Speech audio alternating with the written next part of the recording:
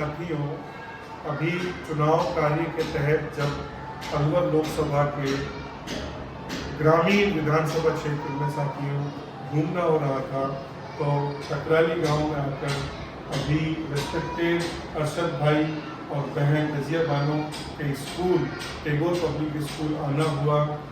हालांकि साथियों, जब स्कूल का इनॉग्रेशन हो रहा था तो अरशद भाई ने बहुत मुझे उसके लिए बुलाया था, लेकिन एग्ज़ाम के कारण मैं पहुंच नहीं पाया था। साथियों, जब स्कूल में घुसना हुआ तो ऐसा लगा जैसे किसी बड़े कॉन्वेंट और कॉरपोरेट स्कूल में, किसी बड़े शहर के स्कूल में घुसना हो रहा है। एक बहुत प्यारी और नयारी बिल्डिंग जिसका अभी काम भी चल रहा है, आवाज़ भी आ रही है, और जो बिल्डिंग का नक्शा है साथियों वो बहुत कॉरपोरेट वाला है। और चूँकि ये अलवर के पास का इलाका है, ग्रामीण इलाका है, और अरशद भाई का गांव यहाँ से दूर थोड़ी शिरमोली गांव है। वो चाहते तो इस के कुछ दूर यानी छठी मील पे इस इदारे को डाल सकते थे, लेकिन अरशद भाई की जो फिक्रें थी स्कूल को लेके कि वो जो बेवाक का ये बड़ा गांव है अलवर के तलहटी में, तो अरशद भाई की फिक्र थी कि मैं इस गाँव के बच्चों के लिए अच्छा एक स्कूल खोलना चाहता हूँ। उसने वो किया भी। साथ में अच्छी बात यह है कि इस ज़माने के जो तालीम के बड़े चैलेंजेस हैं इंग्लिश मीडियम के, अरशद भाई ने ये pure English medium school open किया है, और अभी स्टार्टिंग में ये 8th तक के लिए था, अभी अरशद भाई ने इसको 10th तक भी कर दिया है। अरशद भाई की ये भी फिक्र है कि इसी तरह से मैं इसको 12th तक भी लेके जाऊंगा, और अरशद भाई की ये भी फिक्र है कि एक दिन अगर सब कुछ फेवर में रहा तो मैं CBSE पैटर्न पर भी इस स्कूल को लेके जाऊंगा। अरशद भाई की ये फिक्र इसलिए काबिल तारीफ है, इसके लिए दोनों ये बधाई के पात्र हैं कि ये सच है कि इस ज़माने में यदि सोसाइटी में कोई बड़े चेंजेस हो सकते हैं या पॉजिटिव चेंजेस लाए जा सकते हैं तो वो सिर्फ और सिर्फ तालीम के माध्यम से लाए जा सकते हैं। और उसमें भी फिर इंग्लिश मीडियम का पैटर्न इसलिए बहुत इंस्पायर करने वाला है कि ये तय है कि इंग्लिश लैंग्वेज एक ग्लोबल लैंग्वेज है, जिसको गेटवे ऑफ ग्लोबल नॉलेज या लिंगुआ फ्रैंक यानी दुनिया की संपर्क भाषा हम बोल सकते हैं। और ये बात भी सच है कि इंग्लिश मीडियम, ये बात तो सही है कि अपनी मादरी ज़बान बहुत स्ट्रॉन्ग होनी चाहिए, लेकिन अगर ग्लोबल पर्सनैलिटी डेवलप करनी है तो फिर ये इंग्लिश ज़बान का अपना बड़ा मकाम भी है। और खुद government of Rajasthan, government of India भी इसके लिए एफर्ट्स कर रही हैं। तो अरशद भाई आपको बहुत इसके लिए बधाई। आपके स्कूल में जब आना हुआ है तो बहुत अच्छा सुखद सा फील हो रहा है, बहुत पॉजिटिव वाइब्रेशंस आ रहे हैं, और आप जिस तरह से दोनों हस्बैंड वाइफ इसके लिए डिवोटेड हैं, मुझे लगता है कि सिंपल है किसी एक बड़े सक्सेस के लिए। और आप रियल में एक आइकन है, क्योंकि मेवात जैसे पिछड़े इलाके में यदि तालीम के इतने बड़े मेयार पर कोई काम हो रहा है और वो आप दोनों की लीडरशिप में, आप दोनों के कमिटमेंट से हो रहा है, तो इसमें आप अगेन बधाई के पात्र हैं। कुछ आप दोनों भूलें तो और अच्छा लगेगा। अस्सलामुअलैकुम। जैसा कि सर ने सुबह मेरे को कॉल किया कि मैं आपका स्कूल का देखना चाहता हूँ, सर से मैंने कहा आप वेलकम है आपका।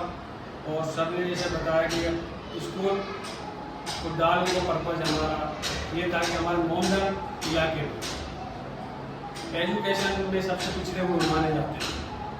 खासकर जो देखा जाए तो मोमडन एजुकेशन में सबसे लास्ट में आते हैं गिनती में अगर देखा जाए। और ये यहाँ का इलाका जो है पूरा मोमडन है, लगभग 90% मोमडन है, तो एजुकेशन का स्तर बहुत डाउन। बिल्कुल, अगर मैं अरशद भाई की बात को जोड़ूँ, चाहे वो कुंडू रिपोर्ट कह दीजिए, चाहे सच्चर कमेटी की रिपोर्ट कह दीजिए, चाहे मिश्रा कमेटी की रिपोर्ट्स को देखिए, उनमें जो माइनॉरिटी का स्टेटस है बैकवर्डनेस का, उसमें तालीम का बैकवर्डनेस भी मुझे लगता है देश में सबसे ज़्यादा है। तो ये सोच बहुत एक बेहतरीन सोच थी अरशद भाई की। जी अरशद भाई। तो दूसरा ये था कि यहाँ के मोमडन लड़कियों को कम पढ़ाते हैं। मेरी सबसे ज़्यादा कोशिश ये रहेगी लड़कियों के लिए, चाहे मुझे उनके लिए अलग से घर जाकर मेहनत करनी पड़े, गर्ल्स के लिए स्कूल में अलग से कुछ एक्स्ट्रा उनके लिए एजुकेशन देने की कोशिश करूँगा। और यहाँ के लोगों की थिंकिंग है कि लड़कियों को 5 पढ़ाए 8 पढ़ा कर तो उनके बाद वो स्टॉप कर देते हैं उस पढ़ाई को, जबकि वो इंटेलिजेंट लड़कियाँ होती हैं उनको आगे जाने का मौका नहीं मिल पाता है। और इसके लिए खुद एक एग्जाम्पल है, बगल में बहन रजिया बैठी हुई है, वो एक अहलिया है। देखिए वो स्कूल में बिल्कुल कंधे से कंधा मिलाकर अपनी जो सलाहियतें हैं, अपने जो पोटेंशियल है, अपनी जो क्षमताएं उनका यूज़ कर रही हैं, कंट्रीब्यूट कर रही हैं। और ये बात सही है कि ये मेल डोमिनेट इलाका है, एक ट्रेडिशन रहा है यहाँ, लेकिन ये तय हो चुका है इस ज़माने में कि चाहे मेल हो फीमेल हो, जेंडर मायने नहीं रखता, मायने रखता है हार्ड वर्क, मायने रखता है अच्छा विजन, मायने रखता है अच्छे कमिटमेंट के साथ हार्ड वर्क, और फिर रिजल्ट चाहे वो मेल हो फीमेल हो, रिजल्ट आने ही है। और वैसे भी साथियों, जो ग्लोबलाइजेशन के जो इस ज़माने में चैलेंज है, ये तय है कि मेल और फीमेल दोनों की प्रोडक्टिविटी का जब यूज होगा तो ही बेस्ट सोसाइटी दुनिया में डेवलप होंगी। और उसी के लिए ये फिक्र है अरशद भाई की, ये बहुत अच्छी बात है। और इसमें ये है कि कहते हैं एजुकेशन तो ये कैसा कहते यानी कि बताते हैं कि ये ऐसा दूध है जितना इसको पिएंगे मनुष्य उतना ही इससे दहाड़ता है, यानी कि जैसे शहर में ताकत होती है उस तरह की एजुकेशन से ही मनुष्य के अंदर ताकत आती है। अब वो एजुकेशन प्राप्त करके ये नहीं कि वो किसी भी होते ये नहीं कि कलेक्टर भी बन सकता है, एसडीएम भी बन सकता है, पर बढ़ेगा किससे? वो इल्म से बनेगा। जब वो इल्म हासिल करेगा तो वो आगे बुलंदियों को हासिल करेगा और वो हासिल करके फिर अपने समाज का विकास कर सकता है। अशरफ भाई ये कहना चाह रहे हैं कि सर एजुकेशन एक बेस्ट पर्सनैलिटी डेवलप होती है इसी से, और जो इससे स्किल्स डेवलप होते हैं, इससे जो क्वालिटी डेवलप होती है, उसका मेयार ये है कि दुनिया की कोई भी मुकाम एजुकेटेड लोगों के लिए वो बहुत दूर नहीं है, उसे वो अचीव कर सकते हैं। दूसरा, एक ऐसा इन्वेस्टमेंट है जो आपकी नस्लों में, आपकी खुद की ज़िंदगी में, जिसके बहुत अच्छे रिटर्न्स मिलते हैं। और एजुकेशन इस ज़माने में ये प्रूव हो चुका है कि अगर बेस्ट पर्सनैलिटीज डेवलप करनी है, रोल मॉडल्स बनाने हैं, तो फिर इससे शॉर्टकट और इससे अच्छा इन्वेस्टमेंट सोसाइटी पर, बच्चों पर और इंडिविजुअल पर कोई नहीं हो सकता।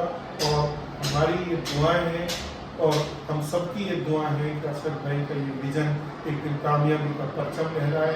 ये गांव मेवात का, और बल्कि मैं कहूँ कि पूरे इलाकों का एक रोल मॉडल गांव बने, जहाँ के बच्चे बड़े बड़े ओहदों पर बड़ी बड़ी कामयाबियों को छुएं। और ये सब हम सबकी दुआएं हैं। मैं आप भी थोड़ा सा परिवार की तरफ से ये कहना चाहूँगी कि शिक्षा ही वह माध्यम है जिसके द्वारा इंसान अपनी हर जरूरत, हर आवश्यकता को पूरा कर सकता है। बहुत हर इंसान जन्म लेता है, वो जन्म से गरीब नहीं होता, उसके कर्मों से गरीब होता है। अगर हम अच्छा काम करेंगे और शिक्षा के माध्यम से इंसान अपनी हर तरह की गरीबी को मिटा सकता है, अपने लेवल को बराबर मिला सकता है। रजिया बहन ये कहना चाह रही है कि हो सकता है ऊपर वाले की एक बड़ी भूमिका रहती हो, लेकिन हमारे हिस्से की ज़िंदगी में हमें हमारे हिस्से की मेहनत तो करनी ही चाहिए। और हमारे हिस्से की अगर मेहनत हम कर लें तो फिर ऊपर वाला